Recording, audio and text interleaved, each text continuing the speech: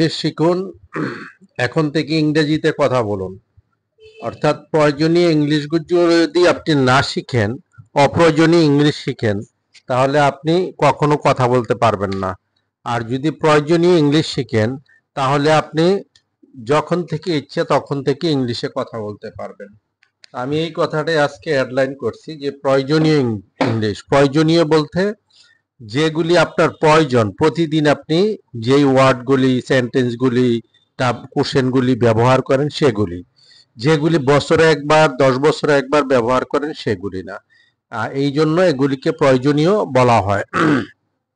তার আগে আমি একটু কথা বলবো যে আপনারা ফার্স্ট থেকে লাস্ট পর্যন্ত প্রত্যেকটা সেন্টেন্সকে বাংলা অর্থ সহ খুব দ্রুত পড়বেন।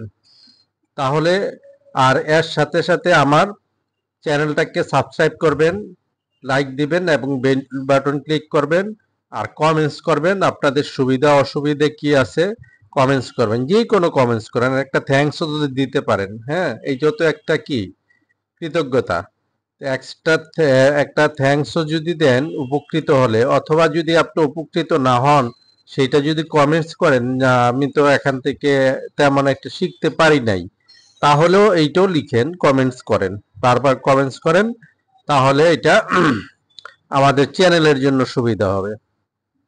আর আপনাদের ফ্রেন্ডস যদি থাকে তাদেরকে ইনভাইট করবেন আমার চ্যানেলটাকে ফলো করার জন্য। আর আপনারা আমি যে অ্যাডভাইসগুলি দিই, এই অ্যাডভাইসগুলি আপনারা শুনে বিরক্ত হবেন না, কারণ এই অ্যাডভাইসগুলি আপনাদের শোনার দরকার আছে, পড়ার চেয়ে আরো বেশি দরকার আছে। এতদিন তো অনেক পড়া পড়ছেন, শিখছেন, ওয়ার্ড শিখছেন, সেন্টেন্স শিখছেন, কোশ্চেন শিখছেন, কিন্তু ইংরেজিতে তো কথা বলতে পারেন না। কারণ শিখলে ইংলিশে কথা বলা যায় না। আপনি ইন্সপায়ার্ড হতে হবে, আপনার কিভাবে ইংলিশে কথা বলতে হবে সেটা জানতে হবে।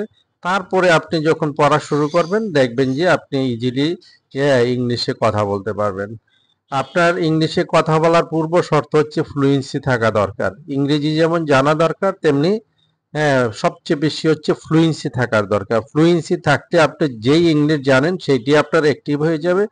আর যেইটা জানেন, মানে জানতেছেন বা জেনেছেন, সেটা যদি অ্যাক্টিভ না হয় আপনি সেটা স্পিকিং করতে পারবেন না। ফ্লুয়েন্সি কিভাবে তৈরি করবেন আমি একটু পরে জানাচ্ছি। কি কি শিখলে আপনি ইংরেজিতে কথা বলবেন সেটা কিন্তু আপনি নিজে জানেন না। যে যা শিখায় আপনি মনে করেন যে এগুলি শিখলে আপনি ইংলিশে কথা বলতে পারবেন। না, নেভার পসিবল।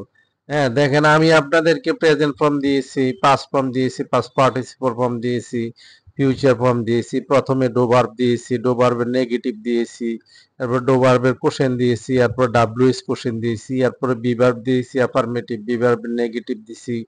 এখন বি ভার্বের কোশ্চেন দিতেছি, আজকে বি ভার্বের কোশ্চেন দিয়েছি, ইয়েস নট কোশ্চেন, তারপরে আবার বি ভার্বের ডাব্লিউএস কোশ্চেন আসবে।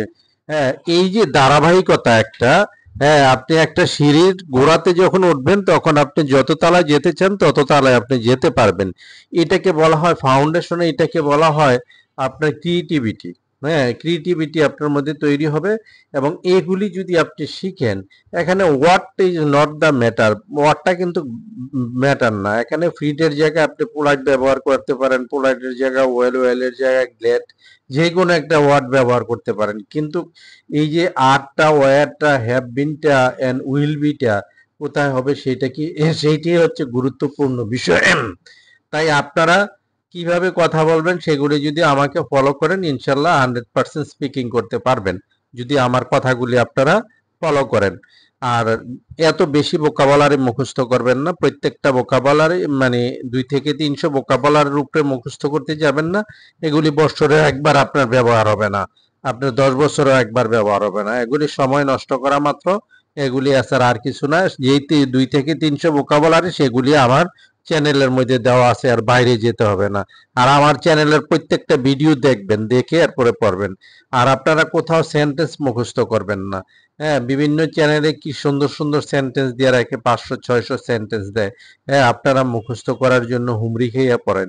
হ্যাঁ, সেগুলি মুখস্থ করে কি করবেন, কোথায় বলবেন? হ্যাঁ, আর আমি যে কথাগুলি বারবার বলতেছি, যারা পুরাতন আছেন তারা হয়তো বলতে পারেন যে একই কথা বারবার বলতেছে। না, আপনারা, আমি নতুনদের জন্য কথাগুলি বলতে হয়। হ্যাঁ, নতুনরা যদি ইন্সপায়ার্ড না হয় তাহলে তারা কিভাবে ইংলিশে কথা বলবে, কিভাবে ইংলিশে শিখবে?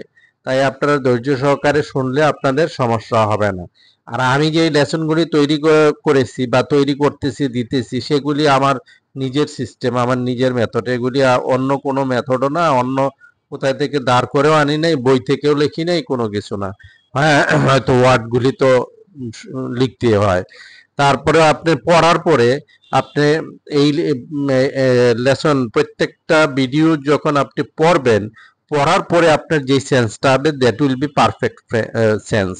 আর যদি পড়ার আগে আপনি একটু বুঝা বুঝিয়া সেন্স নিয়ে আসেন, সেটা কিন্তু পারফেক্ট সেন্স না, এটা আপনার একটু এখন পড়ছেন দেখলে পারি, না দেখলে পারি না অবস্থা হয়ে যাবে, এটার কোনো দরকার নাই।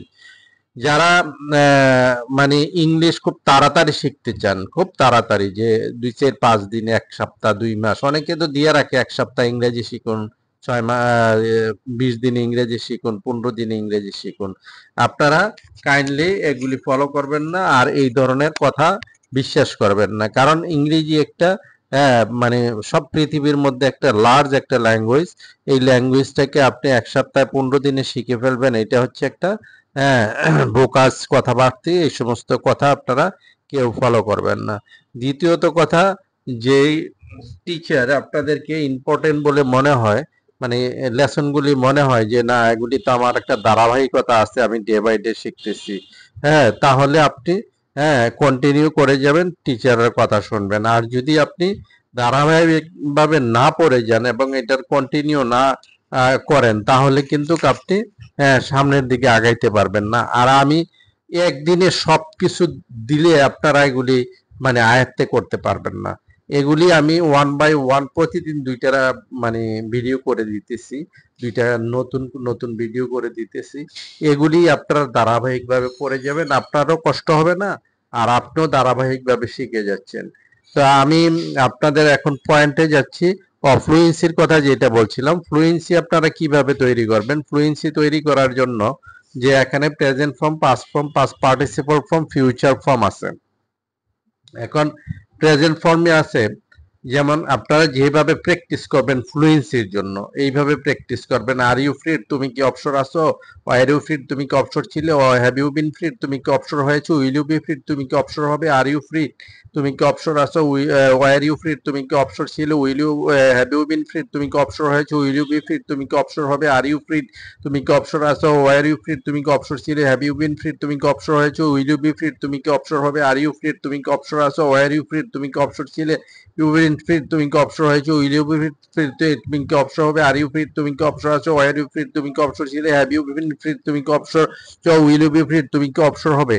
এইভাবে প্রত্যেকটা সেন্টেন্সকে আঙ্গুলে গণে 10 বার করে খুব দ্রুত দ্রুত পড়তে হবে, তাহলে আপনার ফ্লুয়েন্সি তৈরি হবে। অর্থাৎ মেশিন দিয়ে যেইভাবে আপনার ছুরি দা যেইভাবে দাঁড় করে, সেইভাবে আপনার এই লেসনটা আপনার মুখের মধ্যে ফ্লুয়েন্সিটা তৈরি হবে হঠাৎ করে। আর আপনারা কখনো কারোর কথা শুনবেন না যে নিউজ পেপার পড়ে অথবা ইংলিশ মুভি শুনে, খবর শুনে, এই শুনে কারোর সাথে টুকটাক কথা বলে, ভুলভাল কথা বলে, ইংরেজিতে কথা বলে মানে ফ্লুয়েন্সি বাড়বে, এগুলি একবারে রং আইডিয়া, এগুলি কেউ জানে না বিধায় এই সমস্ত কথা বলে। তাই যেমন আপনারা শুধু ইংরেজি দেখলে শিখলে ইংরেজিতে কথা বলতে পারবেন না ফ্লুয়েন্সি ছাড়া, আবার ইংরেজি না জানলেও আপনারা ইংলিশে কথা বলতে পারবেন না। তবে ফ্লুয়েন্সি থাকলে আপনি রং রাইট একেবারে দ্রুত বলতে পারবেন। আপনি খুব দ্রুত মানে ফ্লুয়েন্সিটা তৈরি করেন, ফ্লুয়েন্সিও তৈরি করেন, সাথে সাথে শিখতেও আছেন। আপনার দুইটা জিনিস কিন্তু একই সাথে বেনিফিটেড হচ্ছেন। হ্যাঁ, তা আমি এখন আপনারা কিভাবে পড়বেন সেইটা আমি দেখাই দিচ্ছি, প্রত্যেকটা সেন্টেন্সকে আমি আলাদাভাবে দিচ্ছি। এখন যদি আমি এই লেসনটা না দিতাম, যেমন আর ইউ ফ্রি, তুমি কি হ্যাঁ মানে অবসর আছো? ওয়ার ইউ ফ্রি, তুমি কি অবসর ছিলে? হ্যাভ ইউ বিন ফ্রি, তুমি কি অবসর হয়েছো? উইল ইউ বি ফ্রি, তুমি কি অবসর হবে? তাহলে এই কোশ্চেনটা আপনারা না জানলে বলতেন কি ইউ আর ফ্রি, তুমি কি অবসর, তুমি কি অবসর আছো? ওয়ার ইউ আর ফ্রি, তুমি কি অবসর ছিলে? ইউ হ্যাভ বিন ফ্রি, তুমি কি অবসর হয়েছে? ইউ উইল বি ফ্রি, তুমি কি অবসর হবে? সেটা তো কোনো কোশ্চেন হইল না। তাই এই জন্য প্রত্যেকটা ধাপে ধাপে আপনার এইগুলিকে আমি উন্নত করে যাচ্ছি। তারপরে পড়বো আর ইউ পোলাইট, পোলাইট মানে ভদ্র। আর ইউ পোলাইট, তুমি কি ভদ্র? আর ইউ পোলাইট, তুমি কি ভদ্র ছিলে? হ্যাভ ইউ বিন পোলাইট, তুমি কি ভদ্র হয়েছে? উইল ইউ বি পোলাইট, তুমি কি ভদ্র হবে? আর ইউ ওয়েল তুমি কি সুস্থ আছো? ওয়ার ইউ ওয়েল তুমি কি সুস্থ ছিল? হ্যাভ ইউ বিন ওয়েল তুমি কি সুস্থ হয়েছো? উইল ইউ বি ওয়েল তুমি কি সুস্থ হবে? আর ইউ গ্ল্যাড তুমি কি খুশি আছো? ওয়ার ইউ গ্ল্যাড তুমি কি খুশি ছিল? হ্যাভ ইউ বিন গ্ল্যাড তুমি কি খুশি হয়েছো? উইল ইউ বি গ্ল্যাড তুমি কি খুশি হবে? আর ইউ পুর তুমি কি গরিব? ওয়ার ইউ পুর তুমি কি গরিব ছিল? হ্যাভ ইউ বিন পুর তুমি কি গরিব হয়েছো? উইল ইউ পুর তুমি কি গরিব হবে? আর ইউ হ্যাপি তুমি কি সুখী আছো? ওয়ার ইউ হ্যাপি তুমি কি সুখী ছিলে? হ্যাভ ইউ বিন হ্যাপি তুমি কি খুশি হয়েছো? উইল ইউ বি হ্যাপি তুমি কি খুশি হবে? আর ইউ হেয়ার তুমি কি এখানে আছো? ওয়ার ইউ হেয়ার তুমি কি এখানে ছিলে? হ্যাভ ইউ বিন হেয়ার তুমি কি এখানে ছিলে? যেহেতু হ্যাভ বিন এখানে তুমি কি এখানে হয়েছো তো আর কথাটা হবে না, মানে তুমি কি এখানে ছিলে। ওয়ার ইউ হেয়ার তুমি কি এখানে ছিলে, এটা হচ্ছে লং পাস্ট, অর্থাৎ গতকাল বা গতকালের পূর্বে থেকে। আর আজকের মধ্যে যেই কথাগুলি আছে অর্থাৎ লাস্টের যেই কথাগুলি আছে এটা হবে হ্যাভ হ্যাভ ইউ হেয়ার তুমি কি এখানে ছিলে। একটা কথা আছে আপনারা অবশ্য সব জায়গায় দেখেন যে মানে হ্যাভ ইউ বিন লন্ডন, মানে তুমি কি লন্ডন ছিলে। হ্যাঁ, মানে এটা লাস্টের কথাটা আর কি। হ্যাঁ, তো এটা যদি আপনারা বলতে সমস্যা হয় তো পরে যাবেন ফ্লুয়েন্সির জন্য। ফ্লুয়েন্সির জন্য পরে গেলে বলতে সমস্যা হবে না। উইল ইউ বি হেয়ার তুমি কি এখানে থাকবে। যদি জায়গার নাম বলা জায়গার কথা বলা হয় তাহলে হ্যাভ বিন এর জায়গায় এখানে ছিলে হবে, আর উইল বি জায়গায় এখানে হবে বা থাকবে হবে। হ্যাঁ, তারপরে হচ্ছে আর ইউ লেজি তুমি কি আর ইউ লেজি তুমি কি অলস। আর ইউ লেজি তুমি কি অলস ছিল। হ্যাভ ইউ বিন লেজি তুমি কি অলস হয়েছো। উইল ইউ বি লেজি তুমি কি অলস হবে। আর ইউ ইডিয়ট তুমি কি মূর্খ। আর ইউ ইডিয়ট তুমি কি মূর্খ ছিলে। হ্যাভ ইউ বিন ইডিয়ট তুমি কি মূর্খ হয়েছো। উইল ইউ বি ইডিয়ট তুমি কি মূর্খ হবে। Are you are you to Jasim তুমি কি জসিমের কাছে আসো। আর ইউ টু জসিম তুমি কি জসিমের কাছে ছিলে। Have you been to Jasim তুমি কি জসিমের কাছে ছিলে। Will you be to Jasim তুমি কি জসিমের কাছে থাকবে। আর ইউ উইথ হিম তুমি কি তার সাথে আছো। আর ইউ উইথ হিম তুমি কি তার সাথে ছিলে। Have you been with him তুমি কি তার সাথে ছিলে। Will you be with him তুমি কি তার সাথে থাকবে। প্রত্যেকটা সেন্টেন্সকে 10 বার করে বাংলা অর্থ সহ present past past participle future একসাথে পড়ার পরে যদি আপনার ফ্লুয়েন্সি না আসে তারপরে আমার কমেন্টসে জানাবেন, আর কাইন্ডলি আপনারা সবাই কমেন্টস করবেন। ওকে, আপ টু হেয়ার আল্লাহ হাফিজ।